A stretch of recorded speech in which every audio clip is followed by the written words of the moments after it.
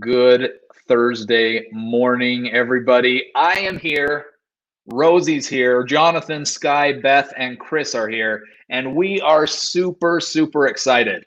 I think this is the first time we have had a stream with this many of our favorite people. So you might be wondering, well, how did you get this illustrious group pulled together?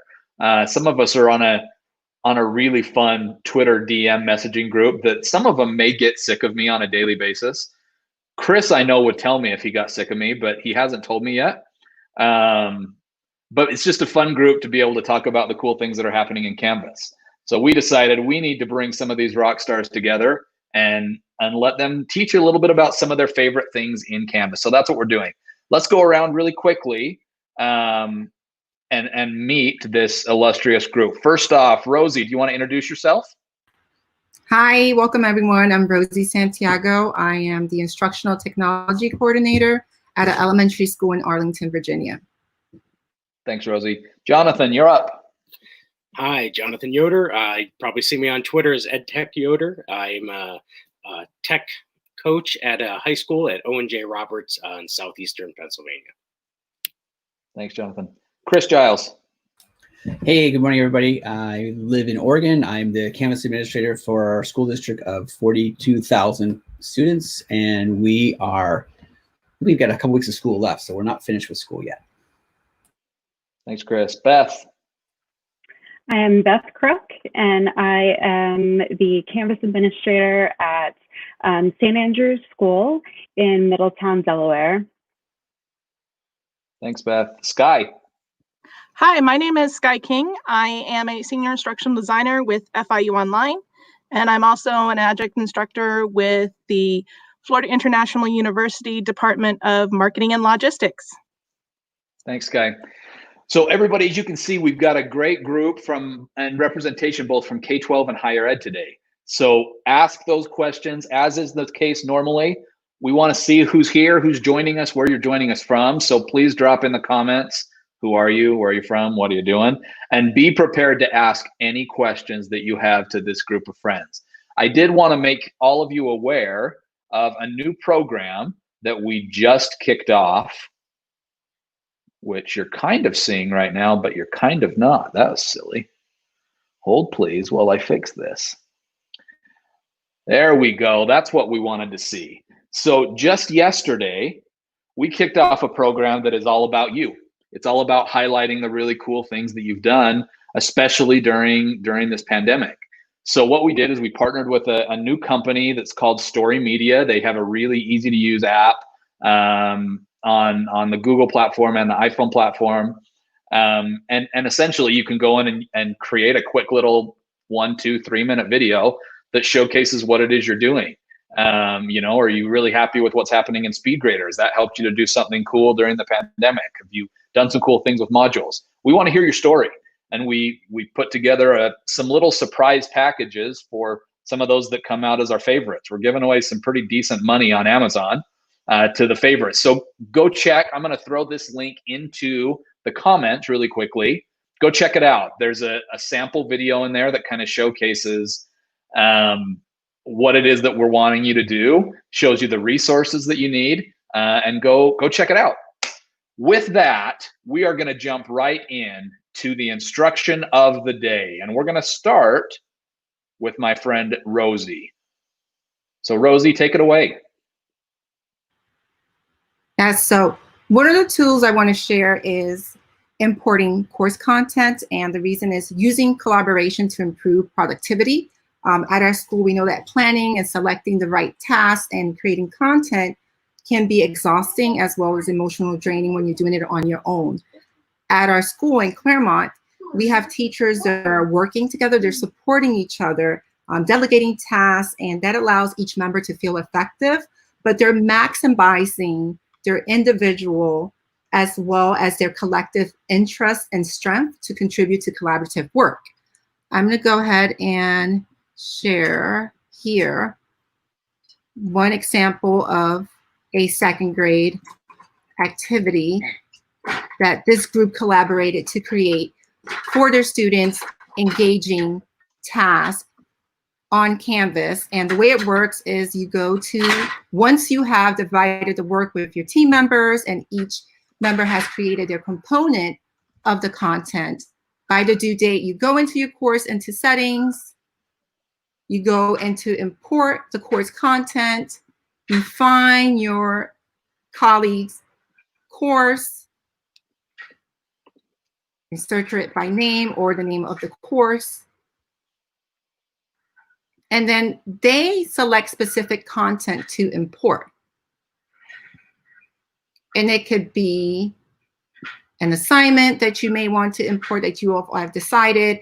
Maybe it can be pages that someone has created or a module. And this is how at Claremont we are improving productivity by collaborating, by using this tool from Canvas. Awesome. Thank you, Rosie. Again, we are here with some of our really good friends, Rosie, Jonathan, Chris, Beth, and Sky, representing both K-12 and higher ed. And they're going to answer some questions for you today. They're also going to share some of their favorite tips and tricks of Canvas. So don't be shy. Ask away. We're going to go on next to our friend Jonathan Yoder. You might know him as EdTech Yoder on Twitter. Jonathan, show us what's going on.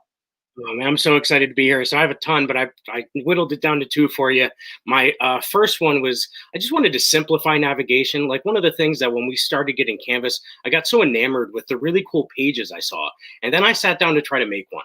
And I realized that, it got a little overwhelming. And sometimes I, could get in a spiral of doing too much and not seeing that. So I wanted to find ways to get a lot of my teachers a way to streamline navigation. So this year, and I'm going to share my screen here if I can. This was a Spanish 1 honors course I was teaching at the beginning of the year. And what I wanted to do is I wanted to simplify the navigation by taking advantage of embedding Google tools. So what I loved to do was have a daily agenda, because if you're like me, when that kid was absent and he would come in the next day and he'd be like, "Hey, Mr. Yoder, what I missed yesterday?" And I'd be like, "Well, Jimmy, I don't want to take away from the 29 other students staring at us right now as the second bell rang. It would be really nice if you, I don't know, checked Canvas." So, one of the ways I was able to do that was use a Google slide as an agenda. And so I was easily able to embed it. And what's nice about it is it became a running list. So it could go back in time. And so all I really was doing was taking a Google slide, and then the current day, I just made it slide 1 so that as they got to my landing page that day, it would pop up with today's lesson, but they had the functionality to kind of go back in time. And then the other thing that was really neat is I could simplify the navigation by providing links to the Canvas assignments or to whatever. So it allowed me to free up the navigation on the left-hand side. And it just became something really easy. Once I put it on the page, I'm really just manipulating this Google Slides every day. And then wherever I have that embedded, it was showing up. So that for me was a really quick and easy trick that we called it like a class billboard that a lot of my teachers have been taking advantage of. And then I'll just share quickly 2 ways to do that. So when you're in the edit option, you should have some type of Google Apps tool if you're a school that uses Google. Although I have to say that in the community where I spend a ton of my time, this was an article from 2015 that still holds true because it had an iframe in the middle of it here where you can embed anything from Google. And then even in the comments below, I learned a lot of tricks about how to change some of the coding from that shareable link from like edit to preview so that you're not seeing any like the unnecessary margins. And by using this iframe instead of the Google app tool, I noticed it loaded faster because typically when you use the Google Drive, it has to kind of read your credentials. So sometimes it was buffering, but when I did it with the iframe, it popped up a lot faster. So that was sort of my first tip or trick that I really liked. And if I have time to share another, the other option that I was going to present this summer in Nashville was how I redesigned modules to take advantage of instructional time. I know many of us that teach, especially in secondary, we get in this habit of day one of like, going through all of the rigmarole of the practices and rules. And I wanted to jump into it day one. I had some icebreakers and I just wanted to get moving. So I actually created an orientation module, and it culminated in a quiz with all of my pet peeves. So rather than the 3-page document I would give them and read over and have their parents sign, I broke it up into a module that sort of ended with an orientation quiz. But typically they would have gone through the module and they would have seen videos I made, tutorials on tools we were going to be using. And then that quiz just had a bunch of my pet peeves in it. And then I used the module requirements that they had to go through it in sequential order, and they had to get a perfect score on the quiz. And I was able to not use any instructional time. I just gave them the first week and a half to sort of get that done. So for me, those were two really good, easy tips and tricks that seem to be working really well for us. Awesome. Thank you. Thank you, Jonathan. We're going to turn his screen off. We've had some other fun things come in. Lisa, good to have you here as always. Love the idea of making today's agenda slide 1. Tanipa, I hope I'm pronouncing that right. Correct me if I'm wrong, and I'm so sorry if I am. Uploaded videos we're talking here about. Are there any things that you really love, tips and tricks that you love and want to share with the Canvas community? This person is saying uploaded videos is super easy and convenient. School counselor, I use Canvas to communicate with my students and parents. I would guess if we ask this group that we're with right now, Jonathan, Rosie, Chris, Beth, Sky, I'm guessing some of you have also used that video feature in Canvas. Raise your hand if you have. Nice. Great comment. Avery here, we see that you're using the big blue button tools in conferences. Again, I would guess that everybody in this room today is using some kind of conferencing solutions. I would guess that a lot of them are using Big Blue Button as well, who's one of our big partners. Shout out to them. So let's go on next to hear from Sky.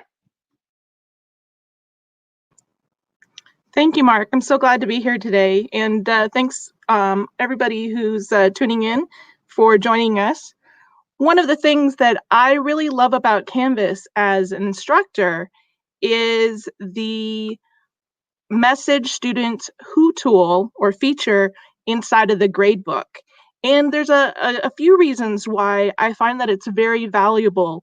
And when I share this with faculty who are just learning Canvas, or more importantly, I actually do share it with faculty who say, oh, I know all about Canvas. Because a lot of times, even though that we know how to use a tool, doesn't mean that we always know how to use it well. And so sometimes some of these really cool features our faculty don't get introduced to because they're like, oh, well, I think that I know it. So I share this tool with them and they're like, oh my goodness, I have been emailing and messaging students one by one.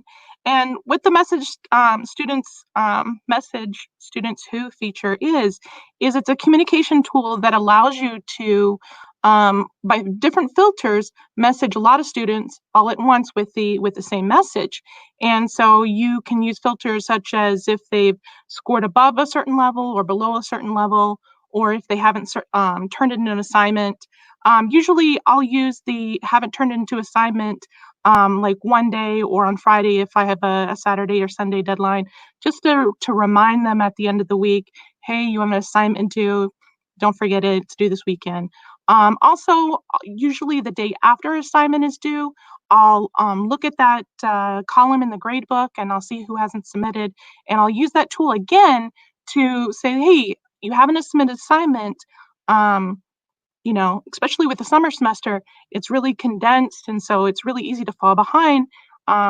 Is there something going on that's keeping you from, being successful in doing your work? And a lot of times I will get responses from our students saying, oh my goodness, Professor Sky, thank you for reaching out. It really means a lot that, you're actually communicating and paying attention. And, usually sometimes, professors don't, reach out, and we really appreciate that. So that's one of the tools that I find that is very valuable, and it saves some time. And so I really appreciate tools like that save our instructors time so they can concentrate on answering student questions and focusing on preparing content for those students, so that that we're all more efficient. Love it. Thank you, Sky. Again, we could point back to this group. If anybody is using Message Students Who, they would all raise their hand and say yes on a regular basis. Sky, I cut you off. Keep going. No, I didn't know if you were excuse me. I didn't know if you're aware, Mark, that FIU is ranked #1 in the nation for Quality Matter certified courses. And one way that we foster that quality aspects that reach that standard is through our use of blueprints. We have a robust template that we apply, and we have different templates for our graduate classes or different programs to help them out. And I can definitely go ahead and share the template by sharing my screen. Is that all right, Mark? Of course it is. All right. So, while you're sharing that, everybody who's just joining us, we are joined by 5 of the Canvas community that I really, really am very fond of. Rosie, Jonathan, Chris, Beth, and Sky get to hear from me on an almost daily basis. Jonathan only left said group once. He says it was an accident. I kind of feel like it was on purpose, but I'm not going to say that. I'm not going to say that. Just kidding, Jonathan. Okay, Sky, go right ahead.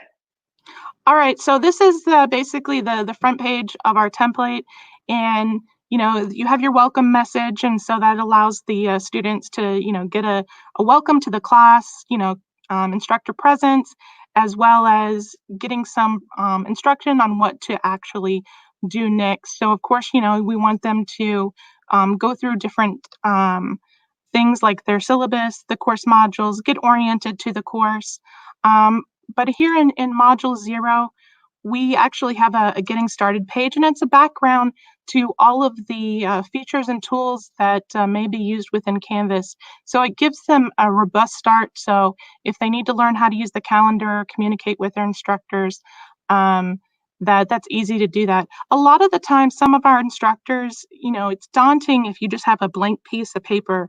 And so in our pages, we actually have different templates where if they don't like the first design, they can come in here and choose an alternate design. So maybe they want their welcome video just to be a link and have their image here.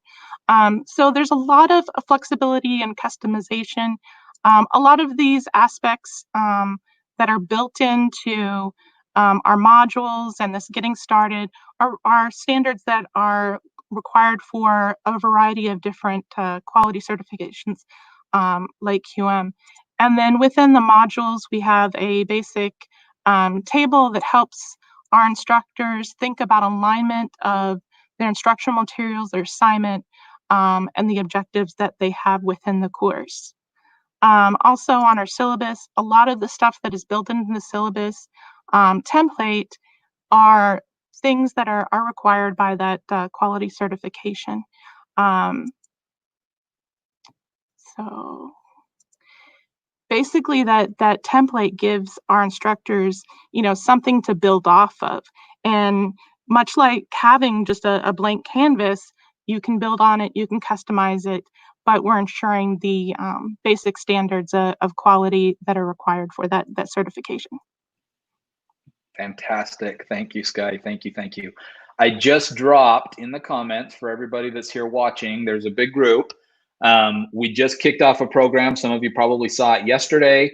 That's all about spotlighting the really cool things that all of you are doing. Specifically, we want to hear what is it that you're doing during the pandemic. We've heard stories from people over the past little bit that have been pretty eye-opening. And shout out to these 5 on this call, Rosie, Jonathan, Chris, Beth, and Sky, and a whole bunch of others. This was the group and a whole bunch of others who decided 2 months ago that they wanted to start building these kind of courses for the Canvas community. This was them. One of my favorites down there in the bottom left, Chris Giles, He gets mad at me when I call him the father or the grandfather of this project, but I still keep razzing him. He keeps razzing me, so it's all in good fun. They came together and they said, we want to help the Canvas community. And so this is now number, I don't even know, Chris, maybe 50, who knows, 50 something in the past 2 months. You want to know about SpeedGrader, about modules, about, you know, how to use HTML editor to make your pages look incredible. We've got the content, so check it out. We want to hear your story though. So make sure that when you get a second, you will click on the link I dropped in, go in there and create your own little video. You can see it right down there. Whoop, right down there. Create your video and share it with us. Use hashtag Canvas LMS, and we want to give away some cool prizes. We got some cash, $500 Amazon cards that we're giving to our favorite 5. You got 2 weeks to do it, but we want you to do it now. Winnie, Lisa, Allie, that's you. That's including you. The gauntlet has been thrown. It's your turn.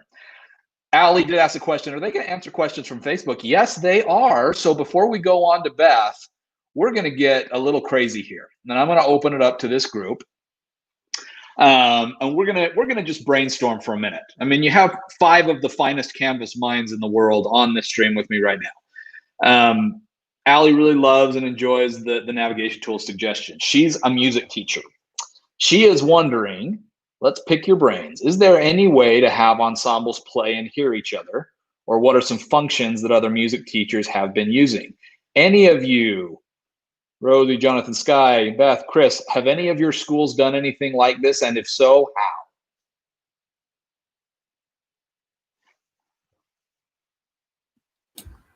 We have. I'm only familiar with some who's tried it with Zoom, but that's not a professional platform. That's the problem. So you're always gonna have to deal with users' internet access. Yeah. So all those students who are on the same video at the same time, you have to rely on their internet being just as strong as their neighbors. I mean, we just had an incredible arts weekend this past weekend. We had we're a small school. We have just over 300 students. We had, I think it was 3.5 hours of a YouTube live stream of our arts weekend performances. And we had over 2,000 viewers. It was insane. And it was incredible. The programs they're using, I can find out for you. So if you want to reach out to me either in the community or on Twitter at Beth Crook, with my handle is Beth Crook, I can find out what they're using and see what I can do for you. Awesome. There was a question back here that I think it's already been answered, but Kelly was asking, is the Message Students Who part of the new analytics and courses? Courtney responded for us, should be part of the grade book. So you can take a look at that link there that Courtney has provided in the community.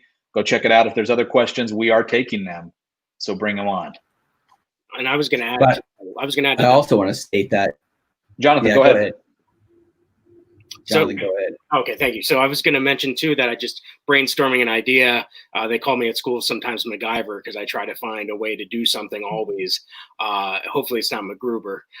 In any event, we did sort of like a virtual catch with our baseball team. So I have a baseball Canvas page, and we were using it to corral the videos for the virtual catch. So I wondered if maybe if you couldn't do the live ensemble, could you do something like a virtual catch where each played their part, and maybe you had to corral those videos because you can bring those videos in. You could restrict file types for uploads.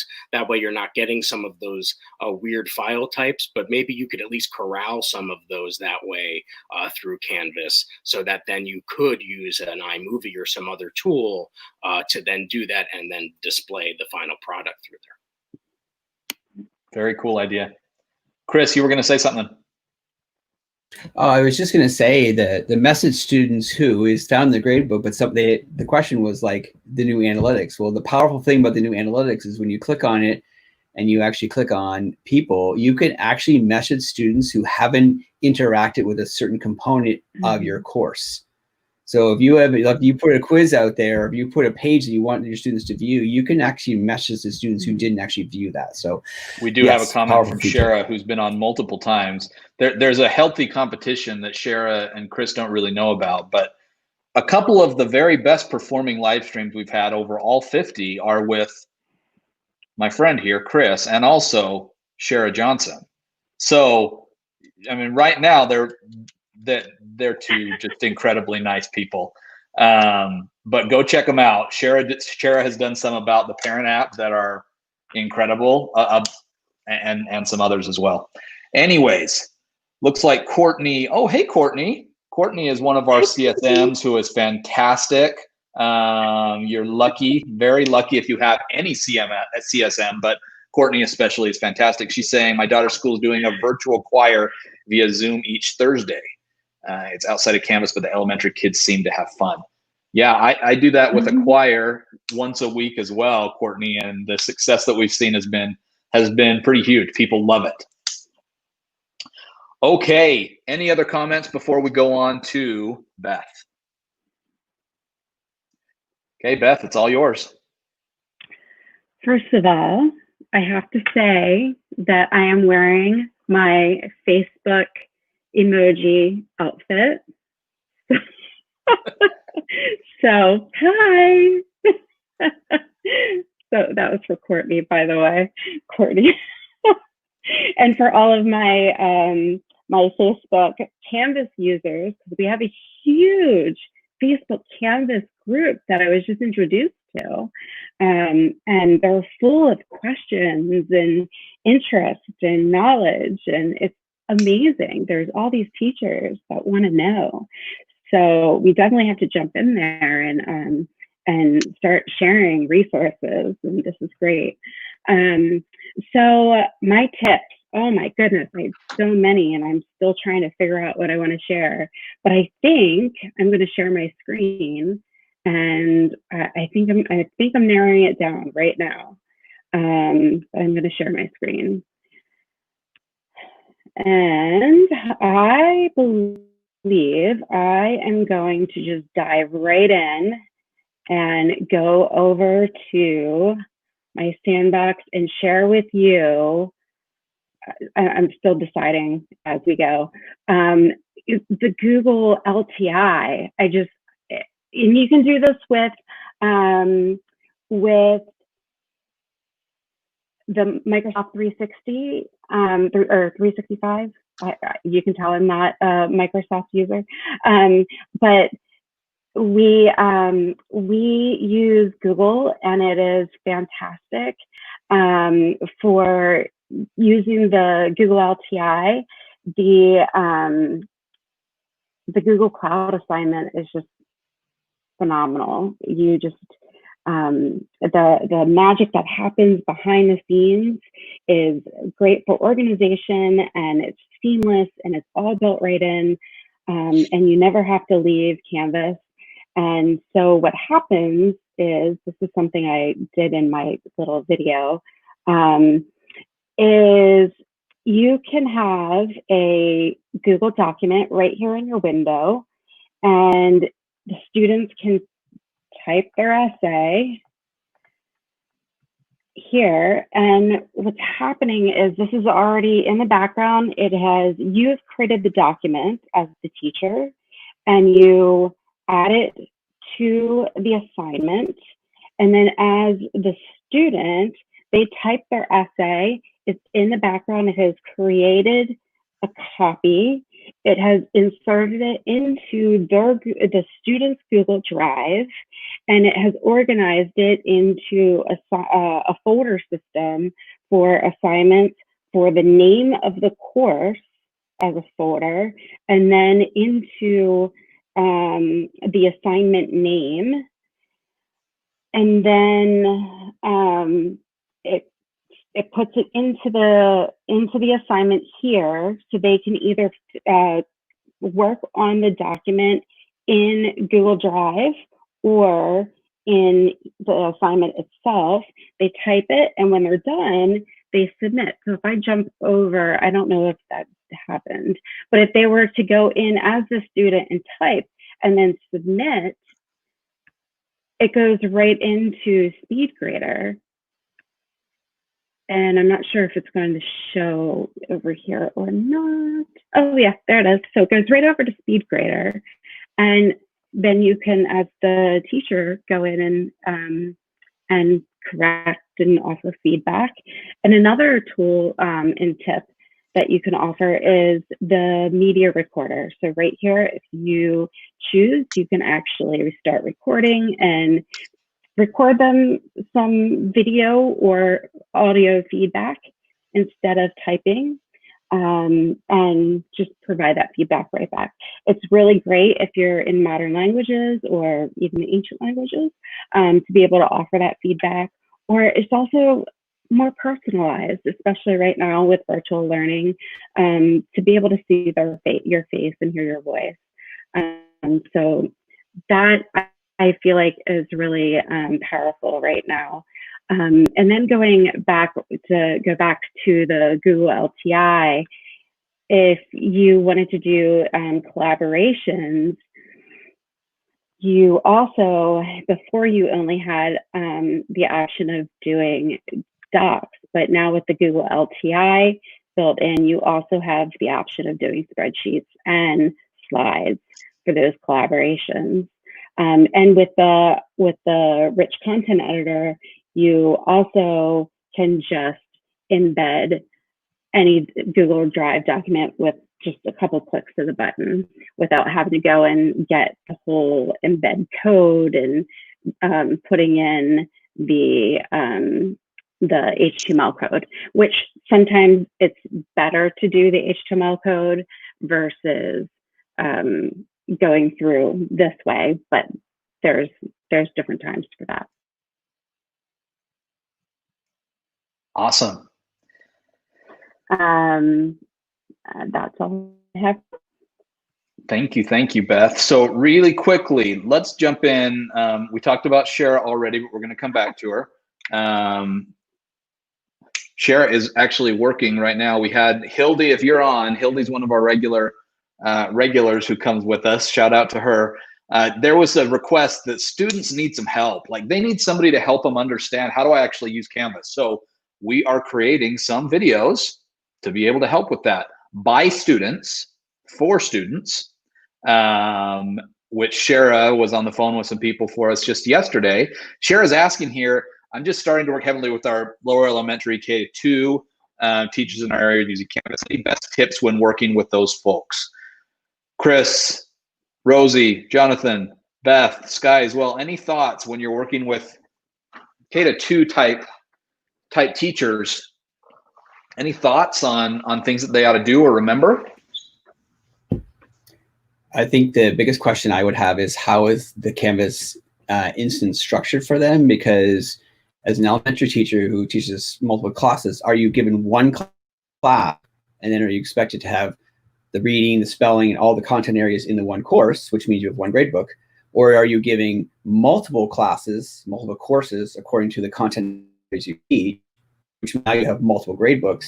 Or are you giving one course with different sections, and each section is a different content area that you teach? So it's one gradebook, different sections. So I think my opinion would be the most important thing to start out with the gate would be the structure of how those courses are dictated, are created for those elementary teachers. I don't know which one's the best. I can't tell you, but those are the three that I've pretty much processed and come up with.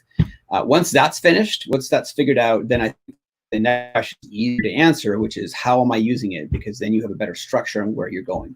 But that's just my experience so far. Awesome. Yes, I agree with Chris, and then you have to let the teachers decide too what works best for them. We have at the elementary level where the teachers have a course for each content that they teach. Some prefer to use them all, even though they have different grade books, and some prefer to use one and have all their content in one. But because it's a blank canvas, right? If you look at it that way, template, for many of the schools, the best is giving them a template for them to kick off their home page, or a way for them to organize the content that they're going to be sharing. And it's not that you want it to one size fits all, but somewhere where they can start and then they can make it unique to them, to their style. I think that's. I was thinking, looking at Shara's question or Shara's response, they're all separate in the SIS. My other thought would be, if they are 5 separate courses, it could be worth then cross-listing those as sections into a mother course or a parent course, which effectively is the same thing as just creating one course with multiple sections. So again, goes back to the IT and deciding where do you want to spend more of your issue and your decision making. So that would be my thought process on that. Is if I was an elementary teacher, I'm not a big fan of having multiple grade books, but that's just me because I've taught, all those grade levels. But some other teacher might be like, I need it. So I agree with Rosie. Teacher is the greatest person to probably ask. Awesome. Okay, with that, Chris, you are up. Okay, friends. Good morning. How are y'all doing today? I'm so glad to see you. And this is really kind of exciting. I've actually never been in a session with these fantastic friends before. In our Twitter group, we got a chance to tweet and chat with each other in that space, but to actually be here in this space, it's not quite room and fuzzy like a room, but it feels good to be here. So with that being said, I want to really quickly kind of like highlight 2 things. And what's so funny is I've done this now with Mark a couple times, and every time, Mark, you say, Chris, it's time for you to talk, there's a garbage truck outside my window who's now going to empty garbage, literally 12 feet from my window. So you're probably going to hear the garbage truck. So anyways, what you see in front of it is my daughter's Canvas page. And the reason why I want to highlight 2 extremely important things is this goes back to, in my opinion, the user experience. If you're a school district right now that's in crisis mode, most of us are, crisis teaching or emergency remote teaching, however you want to call it, you're thinking now. But the reality is you probably have to transfer to the fall, your process, your thinking, and your planning. So one of the things that I stress to teachers is you have to think about your user, and your user is your student. So if you're a teacher who does not put published dates on assignments, quizzes, or whatever you want to call it, the problem is your students have no place to go. So yes, as a student, I could go to my dashboard and see what's happening on each and individual course. Matter of fact, I could even probably look at my upcoming. But if I'm a student, the one place that rules them all is the calendar, because I'm going to come here and go, what's due, when is it due, and how do I find it? And those are the ways that I can answer those questions. And even with a younger group, that's the same thing. The calendar is kind of what helps us. And the more we help our students understand how to utilize a calendar, because as adults, we use them too. Look at your week, look at your day, what's happening. The more we can help our students utilize this as a skill, then we're going to go ahead and help them set up for success. So not only that, can I see effectively what's due and who assigned it to me and those things, but I can also go ahead at any point in time and create my own to-do list. So as a student, give me the ability to make information for myself and to help me be successful. So with the Canvas calendar, our district, we got rid of paper planners. And so Canvas can be effectively a digital planner for students. But they don't know that unless we get a chance to share with them and how powerful and how useful that tool is. So again, if you're a teacher and you're creating stuff for your students to do, tasks, whatever, put dates on them and be descriptive and tell your students what's going on, because the one place they're going to go, and if they're using the app, I'm going to tell you right now, you go to that app and you can see the calendar and it tells you exactly what's going on. So just be mindful of that. The other thing I want to tell you real quickly, point 2 is, we leverage grade level courses and all student courses. So every single school in our district of 54 schools has grade levels. So there's a first grade class, a second grade class, there's a 9th grade course, there's a 10th grade course, and then there's an all student course. And we leverage that because what we want to do is we want to give certain individuals who support maybe the grade level, like for example, counselors, a place where they can communicate with all 9th grade students, or they can communicate with all 10th grade students. So we use those as announcements. We have a place where basically, if you're a student in those grade levels, you'll be communicated with in that space. We're trying to alleviate the noise that could possibly come from other places where they're being communicated with. And also we leverage the all student course. It's one place where if we want to give out a survey for all of our students to see in one spot, we put it in the Canvas all students course. So we have those set up in every single school. And then because of our student information system, students are automatically enrolled, they're automatically removed or added, and we don't have to deal with managing that. So those are my 2, you can go ahead and stop sharing, Mark. Those are my 2 best tips for the day is keep your user in mind And then if you don't have grade level courses, talk to your IT, and I would say consider leveraging those and the power of those. Awesome.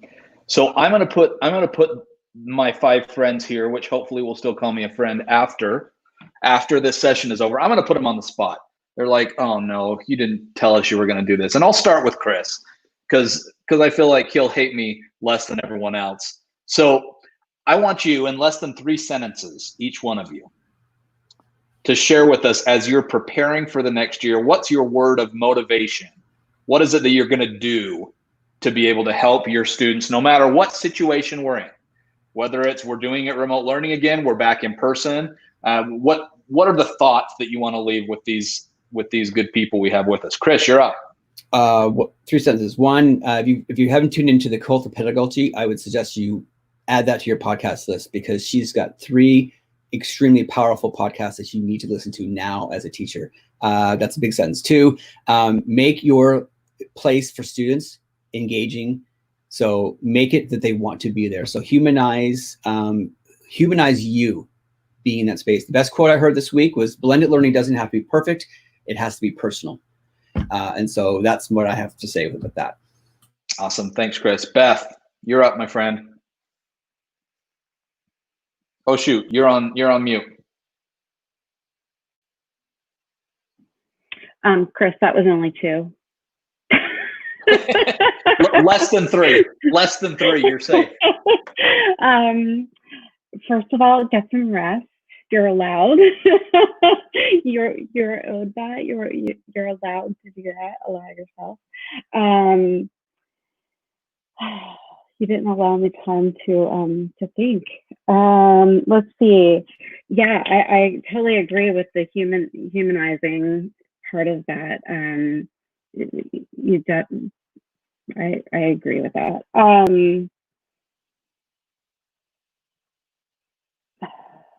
Come back to me, please. You're good. I have to think. Sky. Okay. Oh, Jonathan's ready. Jonathan, go for it. Go for it. All right. So 3 things that came off the top of my head. The first, you're enough. I saw that in a post and in a speech somewhere. And, whenever I craft an email to the faculty, that I always in my mind think about the person who just hasn't quite jumped on the train yet. And I want them to know that the train's still at a speed in which they can get on. So they need to know they're enough, because they're going to see all of these other people and the go-getters doing crazy stuff. And that's awesome.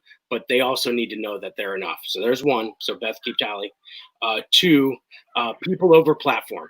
And sort of what Chris was getting at before with the calendar. You gotta think with, we reverse design lessons all the time. We need to think about the user experience, and we need to humanize and make sure that we're not just using tools for the sake of using tools. We're thinking about the people who can use them and if they have the capability. And then the third, in our district, we've been talking a lot about grace and flexibility, and we've been talking about that in regards to grades. But in reality, we need to give ourselves grace and flexibility that things might not work. And you might invest a lot of time in something and your Wi-Fi might go off. And you just have to, in a moment where you might have a lot of tension and stress, you just need to be able to kind of take a breath and reach out to a community, to Facebook, to whatever, to a friend, and just, unplug yourself just like you'd unplug a device for a little while. Awesome. Sky. Thanks for that great question, Mark. I think, normally I deal with fully online classes, and lately I've been doing a lot of trainings for our instructors who are doing face-to-face courses, and they're moving to a remote learning experience.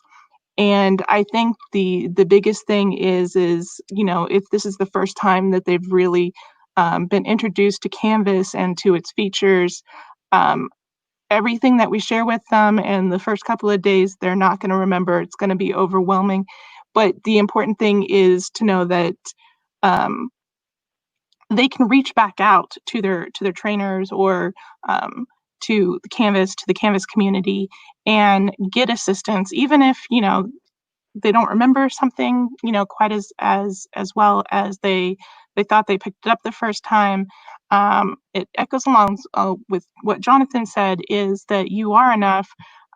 Students are going to be pretty forgiving, as long as you're forgiving as well. It's all really about, connecting with students and building a community and environment, where they feel safe to make mistakes, because we don't learn unless we make mistakes sometimes. Awesome.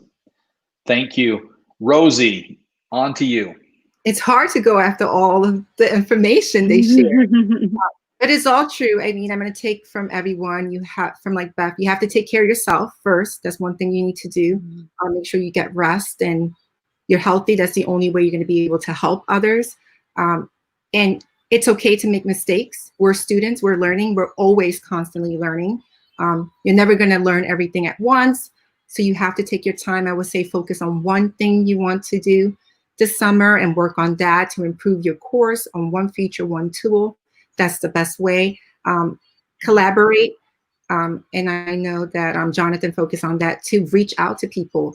If you try to do it on your own, it's going to be a lot more challenging, a lot more emotional draining. So collaborate with your team, somebody else in your school, or within your district, county, or even outside that's using the same LMS or any other tool that you're using.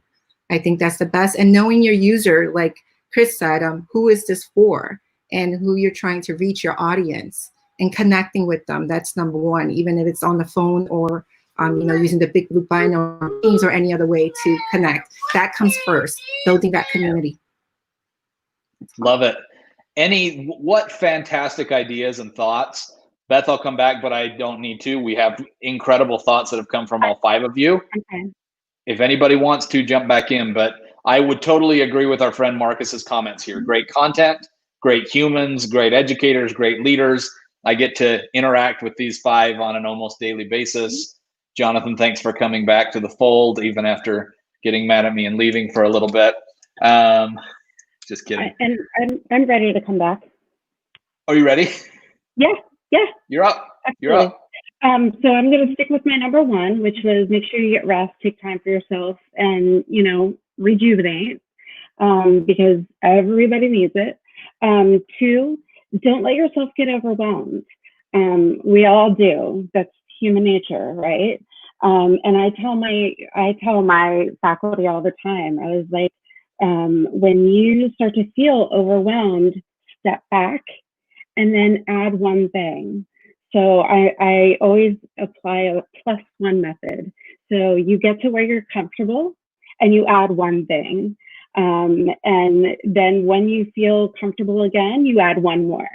So the +1 method. So you always allow yourself one step ahead, and keep yourself one step ahead of that comfort level, so that you're constantly learning.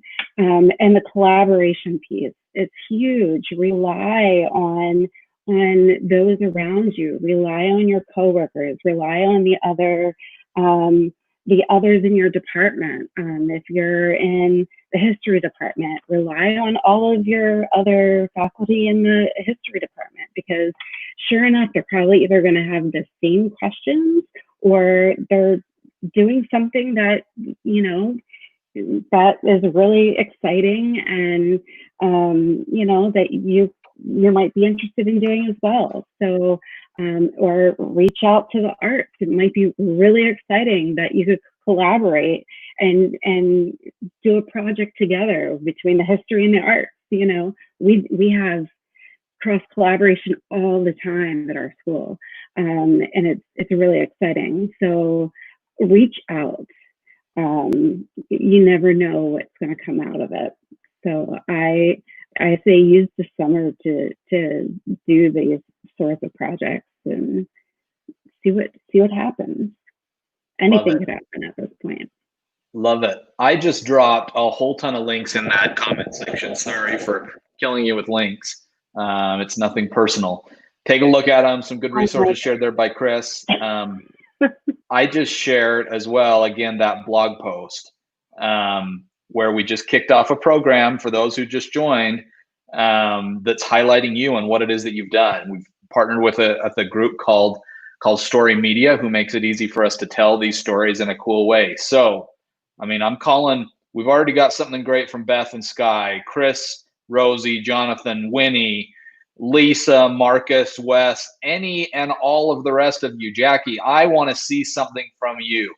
I want to give you some Amazon cash if you're one of our favorites. So download that blog, look at that blog post, watch the video that explains it, and go create your own video. Share it on social with hashtag LMS. We are back tomorrow, as is the case. You guys already know the drill, 10:30 a.m. Mountain Standard Time. Some of you know the famous, infamous, whatever you want to call her. She's fantastic. Kona Jones is on here with us tomorrow at 10:30 a.m. So spread the word. I expect to see a good 20 plus videos. Laura, Winnie, I'm calling you out again. By tomorrow, so this session time, I want to hear your story. Chris, Rosie, Jonathan, you're on the counter. Thanks everybody for joining us. We love the community. We're so thankful for all of you. Teachers, we love the comment about Youre Enough. You've done some pretty amazing things these past few months. Congratulations, and we will see you tomorrow.